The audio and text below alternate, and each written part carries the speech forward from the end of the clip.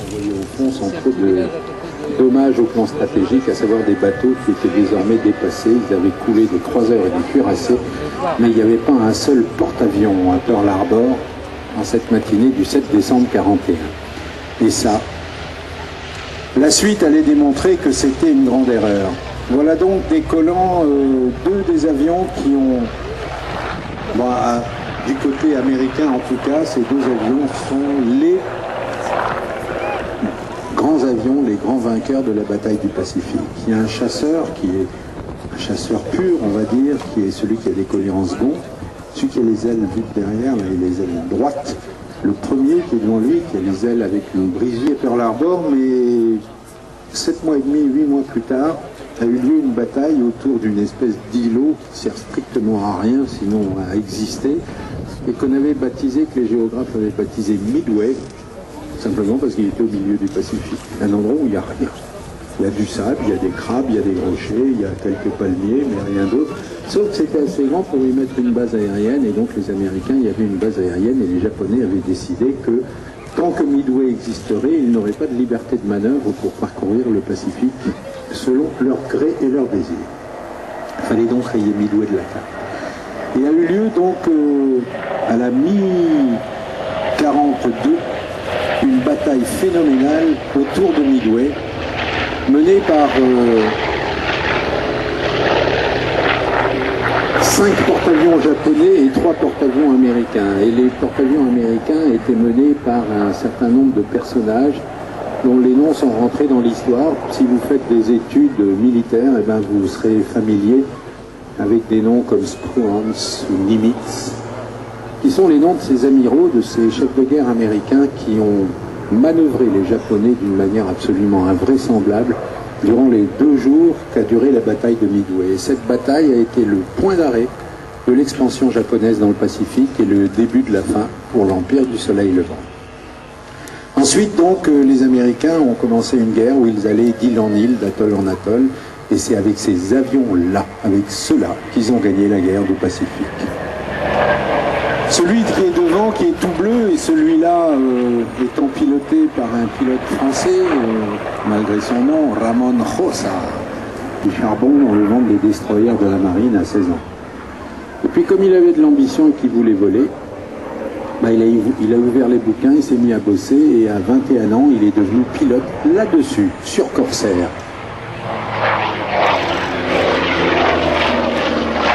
À l'époque, la marine française était équipée de ces chasseurs bombardiers à hélice, rescapés de la dernière guerre, mais pour le boulot qu'on leur demandait de faire, par exemple, ces avions ont été engagés dans l'opération contre Suez, à l'époque où avec les Anglais, on avait décidé qu'il fallait protéger le canal de Suez de certaines dérives, donc le Corsair était un avion qui faisait fichtrement l'affaire pour ce genre de travail. Et le tout jeune Ramon Josa était devenu pilote de Corsair, qui est un avion absolument sauvage et féroce à faire voler, surtout depuis le ton très très exigu des porte-avions de l'époque. Le porte-avions français standard de l'époque s'appelait La Revanche, et Ramon volait sur ce bateau, depuis ce bateau. Faire atterrir ce monstre sur un truc qui est vaste à peu près comme un court de tennis, en n'y voyant strictement rien sur l'avant, car si vous Obi-Wan Kenobi du terme, les officiers d'appontage sont les gens qui aident les avions à apponter depuis le côté du pont du porte-avions, depuis le bord du pont, et qui les guident littéralement, qui les ramènent au sol. Il faut qu'ils aient un coup d'œil phénoménal, il faut qu'ils soient eux-mêmes qualifiés sur tous les types d'avions qu'ils font apponter. Et après chaque appontage, il y a toujours un débriefing. L'officier d'appontage prend le pilote entre 4 yeux et lui dit ses vérités. Et les officiers d'appontage, même s'ils sont d'un grade inférieur, sont les seuls qui ont parfaitement le droit et même le devoir d'engueuler l'amiral qui a loupé son appontage, qui a fait un boulot boucher-charcutier mal dans son métier, et Ramon ne s'en est pas privé. Le résultat, c'est que quand Ramon a pris sa retraite, le jour de son dernier vol, après il y a eu un pot. Et on dit dans la marine française qu'on n'avait jamais vu autant d'amiraux rassemblés pour un pot de départ que le jour du départ à la retraite de Ramon Jota. Ce type dans le ciel, là, qui fait voler ce vieil avion, alors c'est un avion qui a été récupéré. C'est rien que la récupération de cet avion est phénoménale. C'est un avion qui était en Argentine, qui montait la garde à l'entrée d'une base de l'aéronavale argentine, sur un piquet à l'entrée de la base. Il était corrodé, il était pourri, il n'y avait plus rien à en tirer. Puis il y a un Français qui passait par là-bas, qui était un ancien de la marine française, qui avait travaillé sur ces avions, qui est allé voir les Argentins, qui a dit: viens percuter le pont, parce qu'on n'atterrit pas sur un porte-avions, on percute, on laisse vraiment tomber l'avion par terre.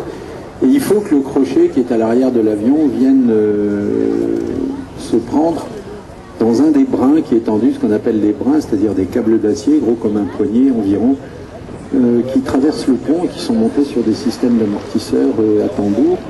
Et donc l'avion est ainsi retenu par la queue, retenu par son crochet d'appontage, et il est arrêté en l'espace de 15-20 mètres pour les avions à hélice comme celui-là.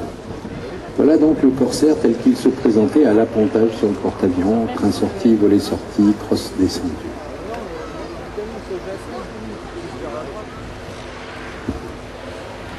Vous voyez la roulette de queue, et sous la roulette de queue, on devine la crosse d'appontage, qui n'est pas bien grosse, hein.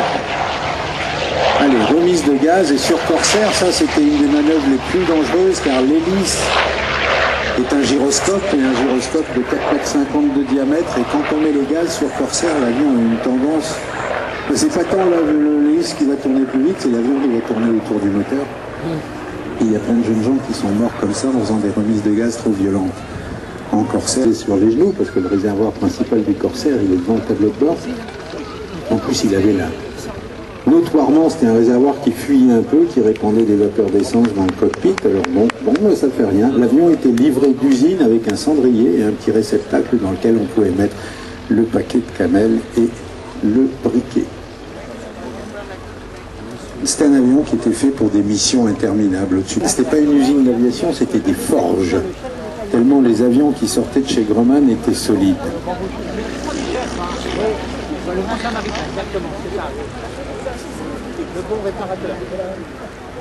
Au roulage donc, le Corsair, nos deux hélicoptères qui repartent vers chez eux. Roulant là-bas vers l'extrémité de la piste, si vous avez de bons yeux, vous reconnaissez la silhouette assez sinistre d'un Messerschmitt 109. Je ne sais plus qui disait, tiens, on n'en a pas vu ici depuis 60 ans. On peut ramener Airbus à un Allemand et à un Français. Ah, ça fait... Il s'appelait pour l'Allemand M. Kraft et M. Lapierre pour le Français. Voilà donc l'avion qui